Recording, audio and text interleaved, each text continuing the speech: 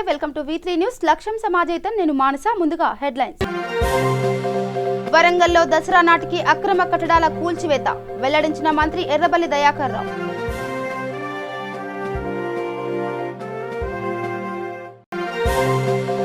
తెలంగాణలో కరోనా కట్టడికి ఎలాంటి ప్రణాళికలు లేవు రాష్ట్ర ప్రభుత్వంపై మండిపడ్డ ఎమ్మెల్యే జగ్గారెడ్డి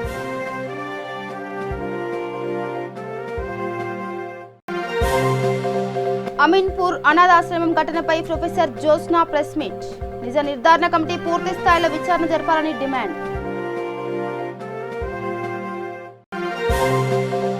గర్భిణీ స్త్రీ ప్రాణాలతో చెలగాటమాడుతున్న సిరిసిల్ల సిరి హాస్పిటల్ 4 నెలలుగా టెస్టులు చేసి ప్రసూతి సమయంలో చేతులెత్తేసిన యాజమాన్యం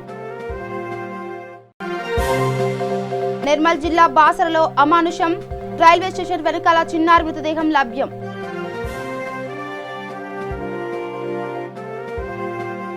ఇక డీటెయిల్స్ కెళ్తే ఇటీవల కురిసిన వర్షాలకు ప్రాణ నష్టం జరగకుండా చర్యలు తీసుకునేలా సీఎం కేసీఆర్ మున్సిపల్ శాఖ మంత్రి కేటీఆర్ ఎప్పటికప్పుడు మమ్మల్ని అప్రమత్తం చేశారని పంచాయతీరాజ్ శాఖ మంత్రి ఎర్రబెల్లి దయాకర్ రావు అన్నారు.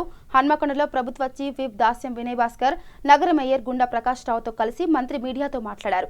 గతంలో ఎన్నడూ లేని విధంగా వర్షం పడిందని ప్రభుత్వం తీసుకున్న చర్యలతో ప్రాణ నష్టం జరగలేదని పేర్కొన్నారు. ఇలాంటి సమయంలో ప్రతిపక్షాలు అభినందించాల్సింది పోయి విమర్శలు చేయడం సిగ్గుచేటన్నారు. అక్రమ కట్టడాలు ఏ పార్టీ వారైనా వదిలే ప్రసక్తే లేదన్నారు. దసరా నాటికి కూల్చివేయాలని మంత్రి కేటీఆర్ ఆదేశాలు జారీ చేశారని తెలిపారు. ప్రజల కోరిక మేరకే అక్రమ కట్టడాల కూల్చివేతలు చేపట్టామని వెల్లడించారు. 25 కోట్ల రూపాయలు తాత్కాలిక సహాయమే అని పూర్తి స్థాయిలో అంచనా వేశాక మరిన్ని నిధులు మంజూరు చేస్తామని వివరించారు.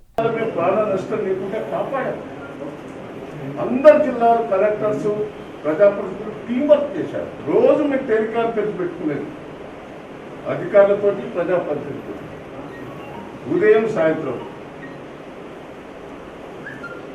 ప్రజలను కాపాడుకున్నాం. ఇలా కాకతీయాలు కట్టిన చెరువులు అది ఇలా కేసీఆర్ నాయకత్వంలో 1000 కోట్లు ఖర్చు పెట్టి చెరువులు బాగు చేశానే. మిషన్ కాకతీయ కింద ఒక్క చెరువు లేకిందా ఛాలెంజ్ చేస్తా. చిన్న వర్షాలకు కూడా ప్రతి నియోజకవర్గంలో 10-20 చెరువులు తెలియదు. గతంలో కాంగ్రెస్ ప్రభుత్వంలో ఒక్క చెరువు దిగలే. ఇన్ని మత్తలు పడ్డాయి. మత్తలు కాదు, మనిషి లెవెల్ కంటే వాగులు బర్రెలన్నీ వాటిపైన ఒక్క చెరువు దిగలే. అది కేసీఆర్ గారి పనితీరు కాదా? ఒక్కసారి మనం ఆలోచించుకోవాలి. 7 మండలాలు మునిగిపోతే 6,000 మందిని ఒక్క ప్రాణ నష్టం లేకుండా పట్టుకొచ్చి బోట్లలో అక్కడి నుంచి ఊళ్ళు ఖాళీ చేయించి ఐటీడీనే అన్ని ఉన్న హాస్టల్స్ పెట్టి రాత్రి మూలవడం కంటికి ఎక్కడ కాపాడారు.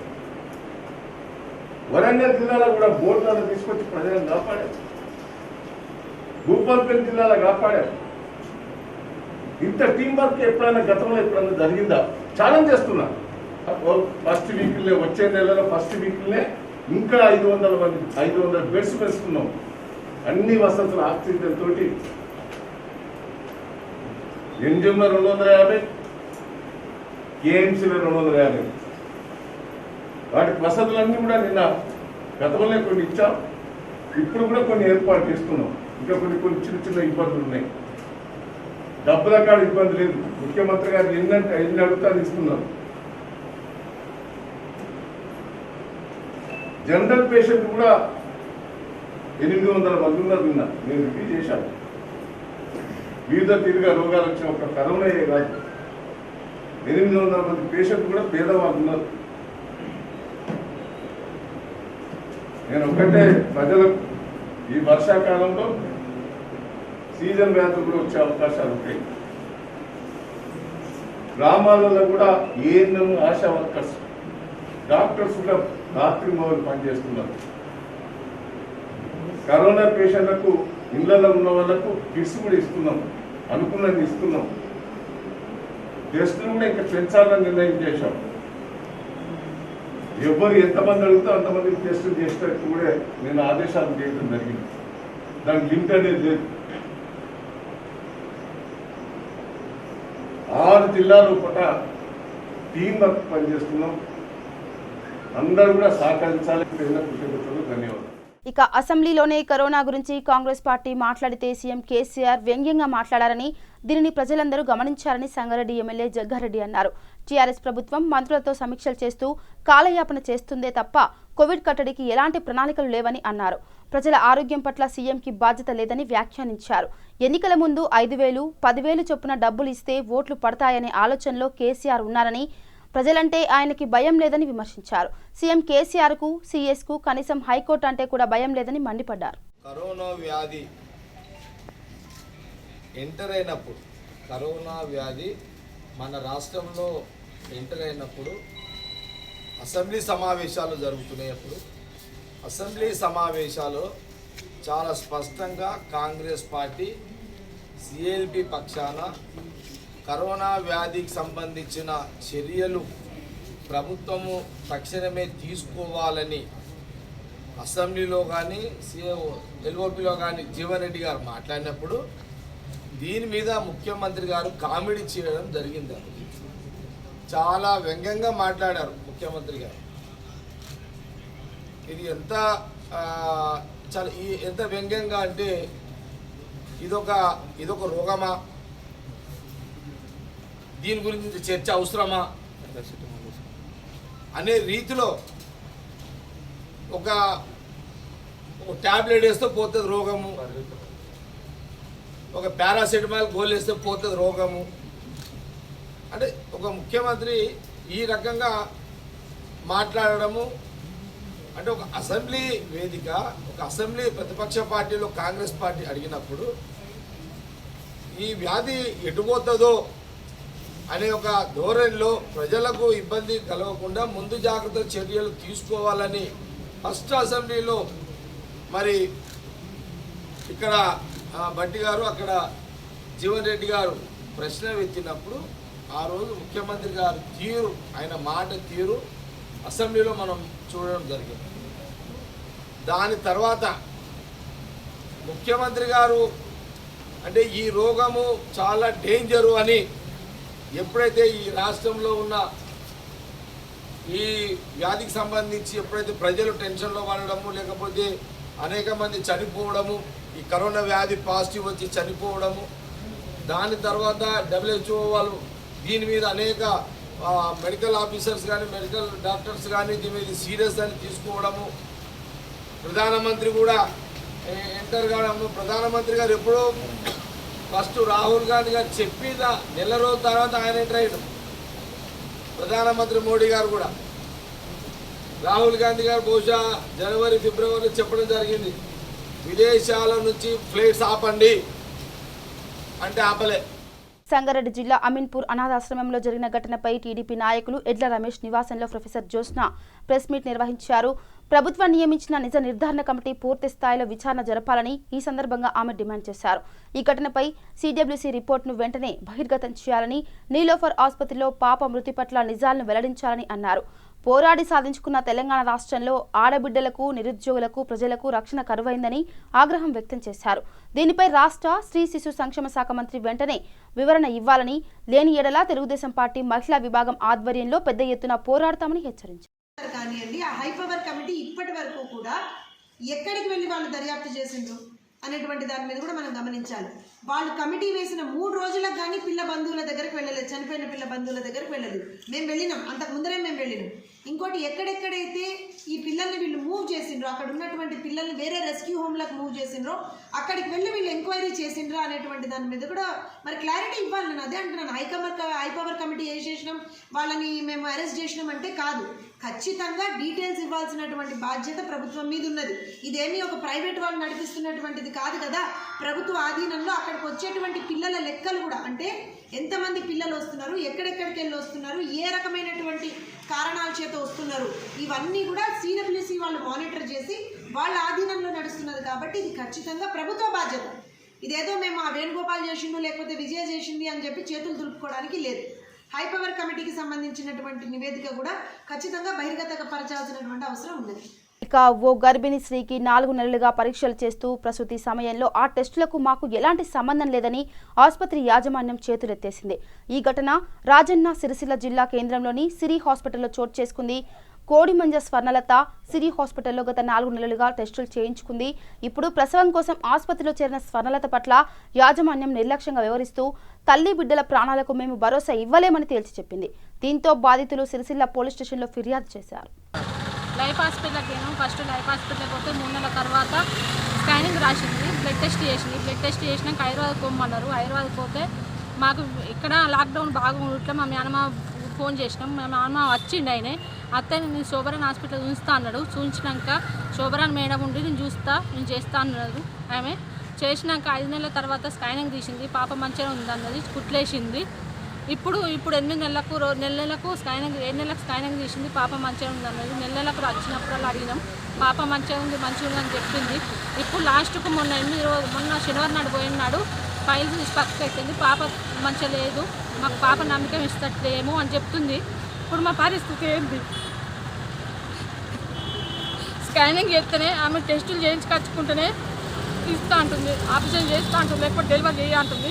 అట్లనే కన్మేర పోతే కన్మేరలో ఏమని చెప్పింది ఆ మేడం, ఉమ్ముని టెస్ట్ చేస్తే బ్లడ్ టెస్ట్ చేస్తే ఇద్దరికి అపాయం అని చెప్పింది. అపాయం అని చెప్పినా కానీ టెస్ట్ చేయించుకొచ్చుకున్నాకనే డెలివరీ చేస్తాను, లేకపోతే చెయ్యి అని చెప్తుంది మొత్తానికి. సార్ ఇప్పుడు పోయి అడిగితే మీకు ఎందుకు వచ్చింది అన్నట్టు మాట్లాడుతుంది ఆమె. ఇప్పుడు డెలివరీ చేయాలి ఆమె. నాకు పాప అయినా నాకైనా ఏం అపాయం కావద్దు. ఇప్పటికైతే మందులు లేవు, మందులు ఏమంటే ఇస్తలేదు ఆమె మొత్తానికి. నిర్మల్ జిల్లా బాసరా రైల్వే స్టేషన్ 2వ నెంబర్ ప్లాట్ఫారం వెనకాల ముండ్ల పొదల్లో 2 సంవత్సరాల గుర్తు తెలియని బాలుడు మృతదేహం లభ్యమైంది. సమాచారం అందుకున్న బైంసా డీఎస్పీ నర్సింగ్రావు, ముదోల్ సిఐ అజయ్ బాబు, బాసరా ఎస్ఐ రాజు సంఘటన స్థలాన్ని పరిశీలించారు. దీనికి సంబంధించిన పూర్తి వివరాలు తెలియాల్సి ఉంది. ఇక నాంపల్లి పరిధిలోని Agapura Shantinagar inspector Shivachandra, additional inspector Narasimha community సమావేశం ఏర్పాటు చేశారు. ఈ సమావేశంలో భాగంగా శాంతినగర్ కమ్యూనిటీ సెక్రటరీ నారాయణ, అనిల్, నరేందర్ తదితరులు పాల్గొని స్థానికంగా ఉన్న సమస్యలపై చర్చించారు. शांतिनगर में एक बार आके शांतिनगर में बात करना बोल के मैं सोचा। शांतिनगर में अभी नारायण शांतिनगर का सेक्रेटरी है और ये आपका नाम नरेंद्र, आपका नाम जी अमित, आसिफ भी बात करें। आसिफ है आपका नाम? आप आसिफ बात करें। और महबूब भाई भी आ गया, गौस भाई भी आ गया बात करने को। कुछ भी नहीं, वो शांति नगर बोले तो बोलो जी, कोई शांति नगर बोले तो कोई बोलो, आसिफ बोलो शांति नगर। What is Shanti Nagar? शांति नगर का मतलब क्या? शांति नगर का मतलब क्या? शांति नगर में अमन और चैन, शांति एकदम शांति नगर बोले तो शांति रहना, पीसफुल रहना, पूरा अपना ये कॉलोनी शांति नगर बोले तो शांति में रहना।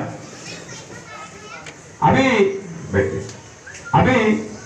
मैं देख लूं 1 साल से कुछ भी कंप्लेंट नया है मेरे पास। 1 साल पे 1 महीना है ना, मैं आके इधर 1 साल 1 महीना हो गया। 1 महीने से 2 कंप्लेंट आया। शांति नगर बोल तो शांति है, अरे अच्छा शांति पे है जी उन्होंने ऐसा बोल के मैं सोच के ऐसा बैठा। अभी तक मैं मीटिंग भी नहीं लगाया। कहीं को बोलते हो अच्छा है, कहीं को मेरे पास कोई भी नहीं आ रहे। हिंदू लोगों भी अच्छा है, मुस्लिम लोगों भी अच्छा है, उनका काम उन्होंने देख ले रहे, मेरे पास नहीं है।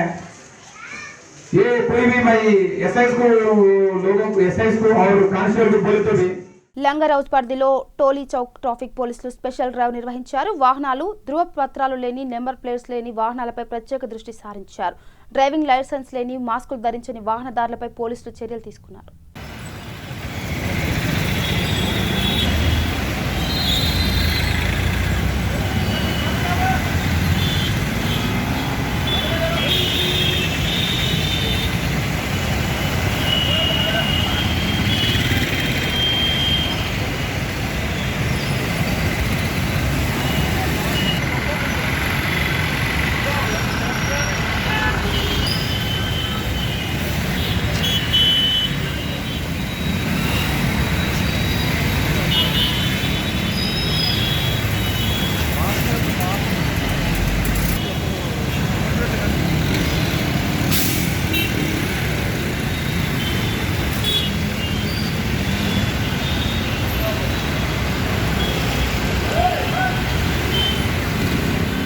ఇక చందానగర్ పరిధిలోని పార్కులను కబ్జాదారుల నుండి కాపాడాలంటూ రాజేందర్ రెడ్డి నగర్ కాలనీ వాసులు షేర్లింగంపల్లి జోనల్ కార్యాలయం ముందు ధర్నాకు దిగారు. భారీ సంఖ్యలో తరలివచ్చి జీహెచ్ఎంసీ సర్కిల్ ఆఫీస్ ముందు నిరసన వ్యక్తం చేశారు. పార్కు స్థలాల కబ్జాలపై అధికారులకు ఎన్నిసార్లు ఫిర్యాదు చేసినా పట్టించుకోవట్లేదని ఆగ్రహం వ్యక్తం చేశారు. కబ్జాదారులు తమను భయభ్రాంతులకు గురి చేస్తున్నారంటూ ఆందోళన వ్యక్తం చేశారు. దీనిపై సానుకూలంగా స్పందించిన షేర్లింగంపల్లి డిప్యూటీ కమిషనర్ వెంకన్న స్థలం కబ్జా కాకుండా చర్యలు తీసుకుంటామని కాలనీవాసులకు భరోసా కల్పించారు.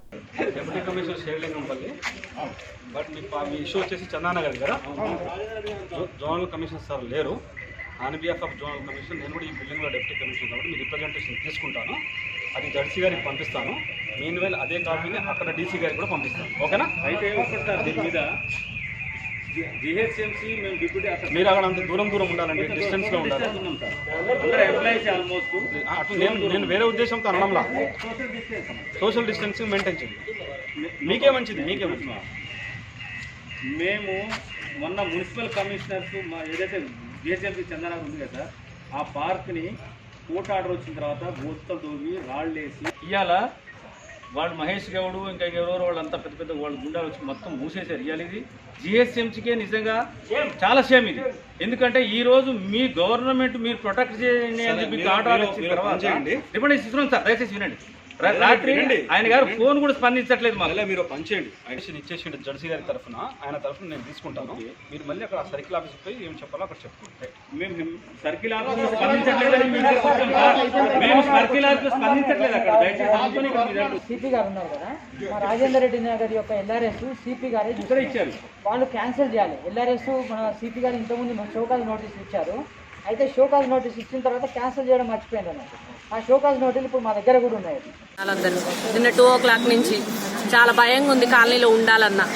మరి పిల్లలు ఎక్కడ ఆడుకుంటారు అవన్నీ చూసే కదా మేము ప్లేసెస్ కొనుక్కొని ఇల్లు కట్టుకున్నాము. ఇప్పుడు ఎవరు బాధ్యత వహిస్తారు దానికి? కేటీఆర్ గారు ట్విట్టర్లో చూసి అమ్మటే రెస్పాండ్ అవుతారని చెప్పారు మరి కేటీఆర్ గారు.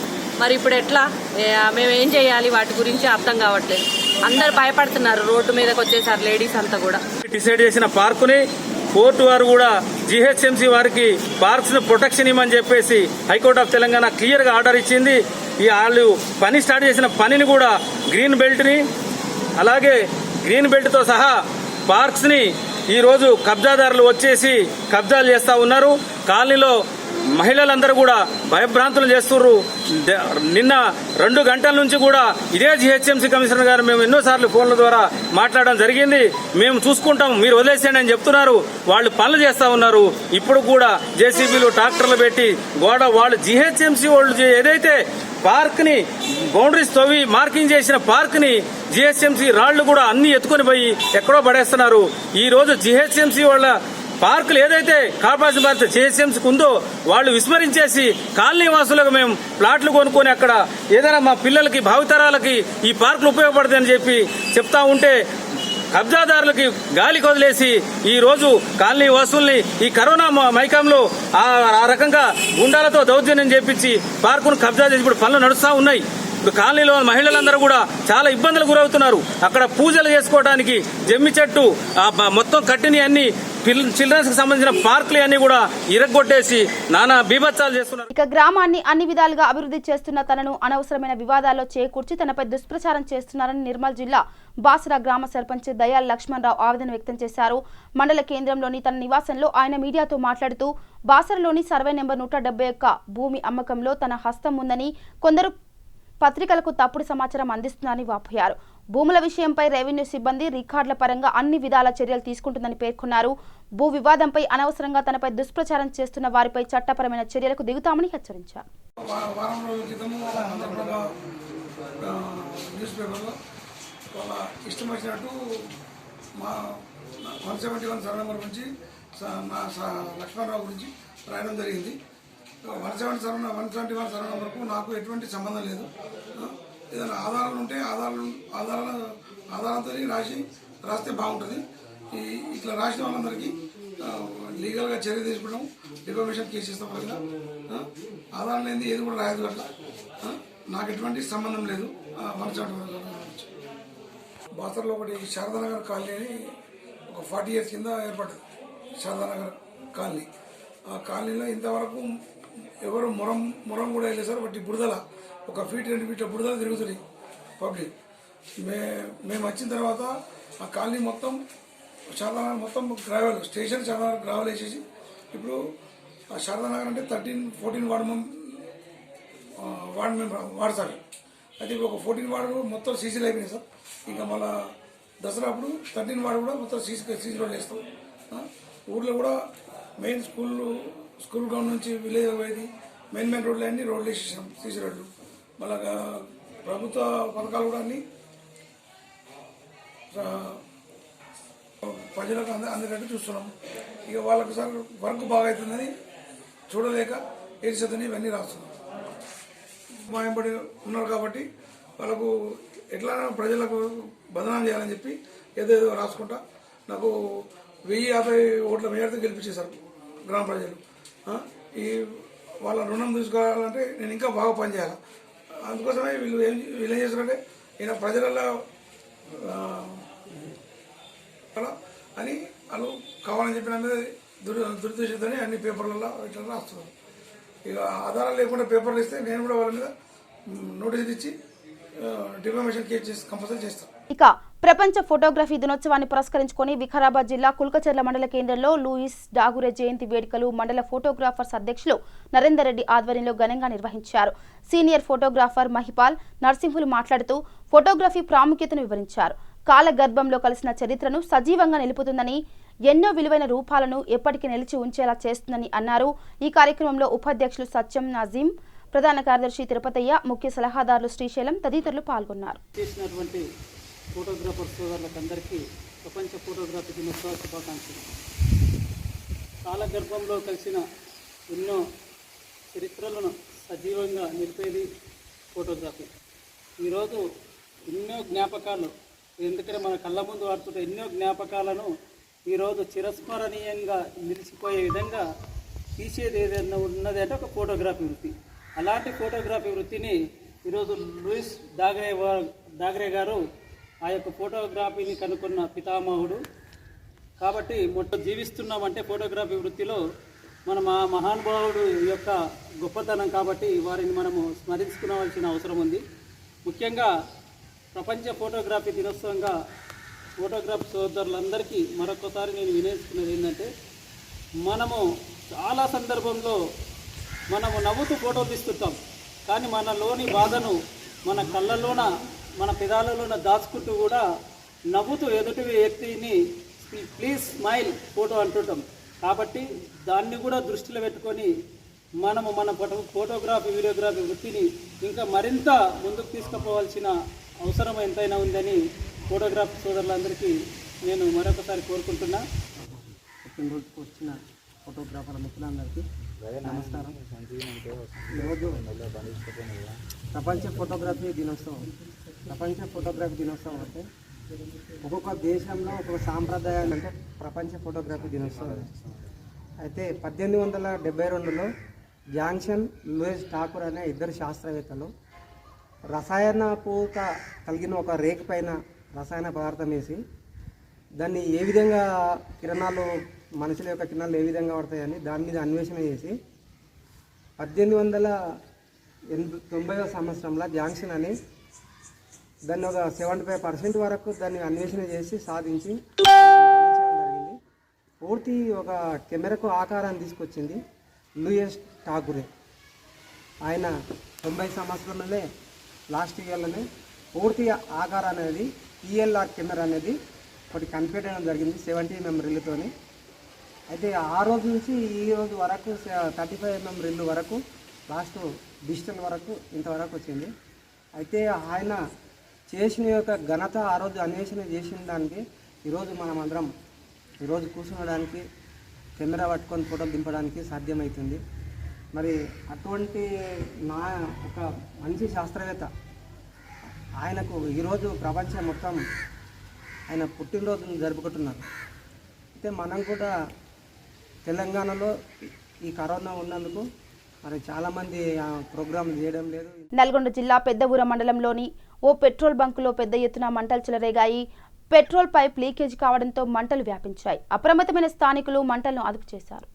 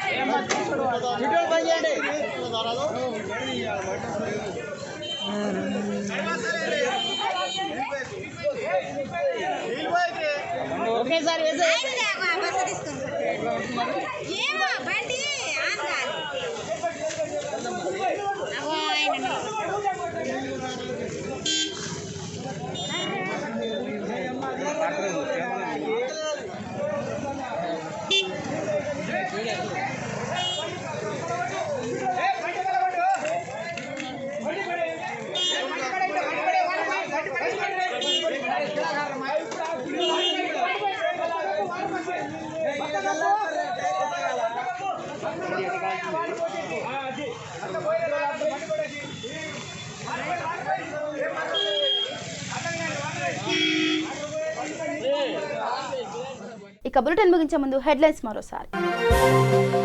వరంగల్లో దసరా నాటికి అక్రమ కట్టడాల కూల్చివేత వెల్లడించిన మంత్రి ఎర్రబెల్లి దయాకర్ రావు.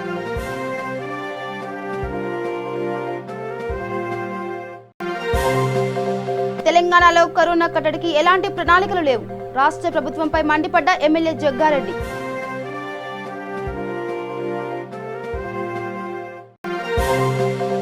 అమీన్పూర్ అనాథాశ్రమం ఘటనపై ప్రొఫెసర్ జోస్నా ప్రెస్ మీట్. నిజ నిర్ధారణ కమిటీ పూర్తి స్థాయిలో విచారణ జరపాలని డిమాండ్.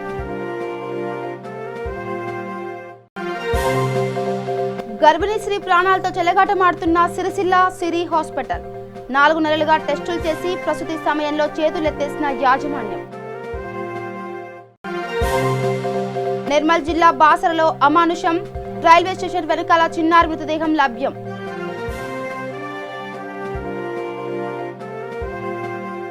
ఇవి bulletin updates. Keep watching V3 news. లక్ష్యం సమాజైతే నమస్కారం.